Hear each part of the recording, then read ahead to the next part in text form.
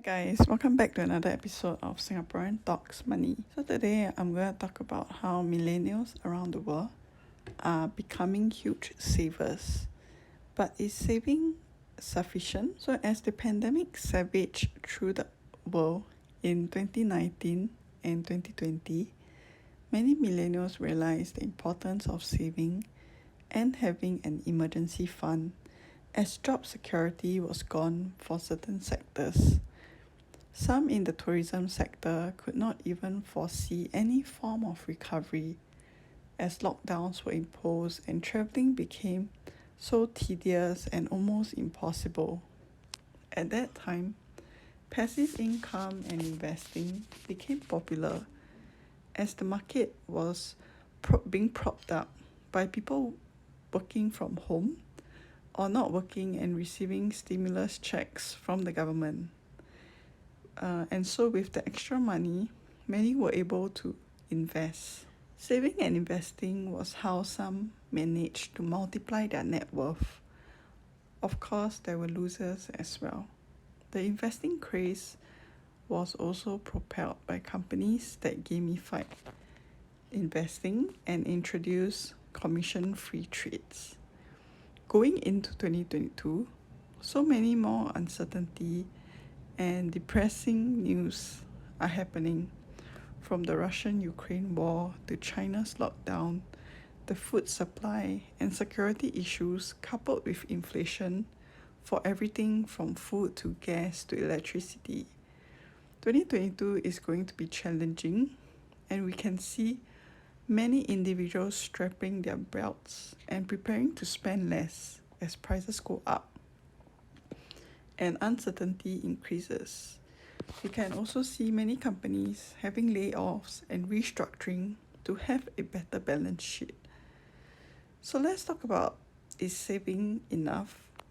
If you ask me before 2022 or before the pandemic, I would say it might be sufficient depending on your spending habits and how much you're earning. However, entering into 2022, with prices being up everywhere and not just by 10% we can see how much it has increased. I would say saving is a huge first step, but you have to know how to invest your money based on your risk appetite, and have financial goals are very important to ensure that your money does not deflate in value over time, unless your income really far outweighs your expenditure by a huge proportion. So we have seen that with Singapore facing the fresh chicken import ban from Malaysia, it has also exposed the vulnerability of Singapore, as chicken now does come with a premium. And although we have managed to get a frozen chicken supply from Indonesia, many stores still had to close temporarily or make changes to the sauce to continue operations. Of course, going back into investing, I would say it is a luxury, as it means that you have disposable cash left after paying for your bills and necessities, including having an emergency fund.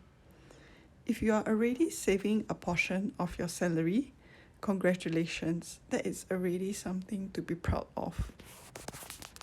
I would say, based on my circle of friends and family, saving is necessary, and everyone does save on a monthly basis after getting their salary, and we're privileged to be able to do so. But we all know that our money in the bank is deflating in value, so a portion of it should be put to work. Although I believe that right now having a larger cash buffer to fight inflation is sufficient, especially if you are a main breadwinner or sole breadwinner for your family. So let's talk about investing in volatile times. During times of uncertainty, it is exceptionally difficult to press that buy button, as media outlets and social media paint a gloomy outlook. And to be honest, the situation now is really a tough nut to crack.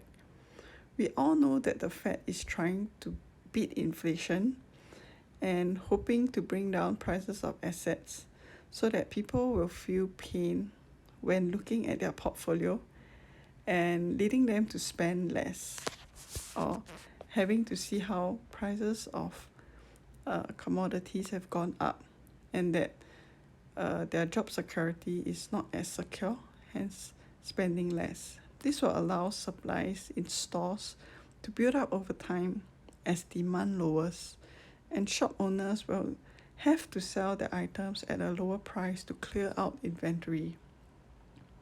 But as you can see, we face more supply issues, and inflation just doesn't seem to budge from the latest CPI reading. Hence, we can see that people are predicting that the Fed will be more aggressive in raising the interest rate to curb inflation. I read a book recently called Just Keep Buying, which I've shared using a review and summary. And it's a book that really brought me back to the basics of why I started investing.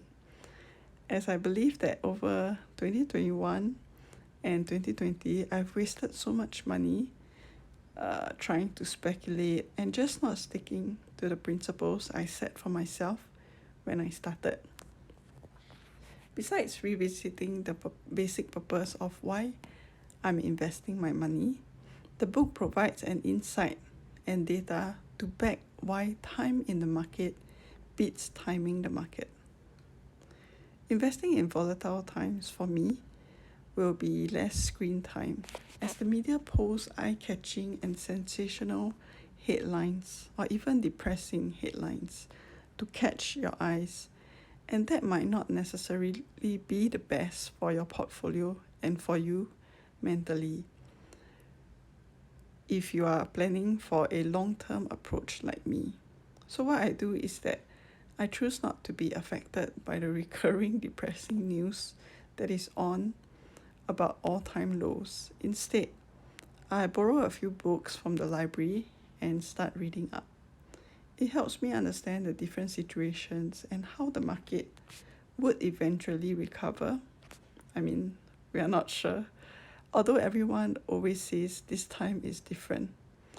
Of course, I do feel that this time is different, as the situations we are facing affects the world, and the middle class and working class are most affected, as wages do not keep up with inflation, and job security is threatened as inflation goes beyond the roof, and companies try to cut costs. But if the world ends, I guess my portfolio would be the least of my worries. Anyway, time really flies. I have to admit, I haven't really been maximizing my time, but a break is nice after some time.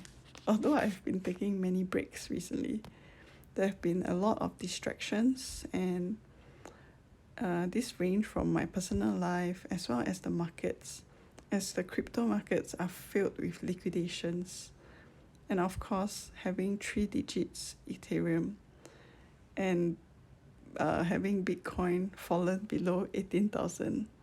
So these are prices I entered in when I first started buying cryptocurrencies.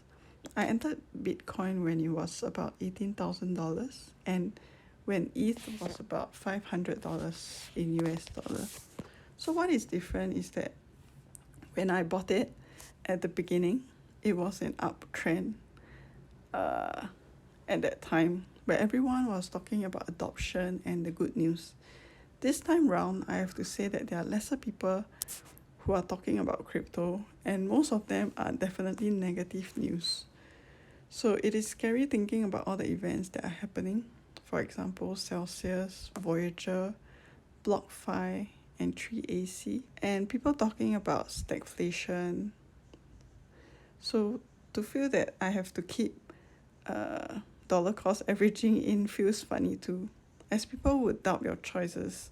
But to be honest, it is your money and my money, so I feel that we should all learn to handle it ourselves. I'm hoping to, of course, focus more on my blogs to just keep the attention away from constantly checking on my portfolios, hoping that this tough environment goes past soon. In the meantime, save dollar cost average and survive. Thank you.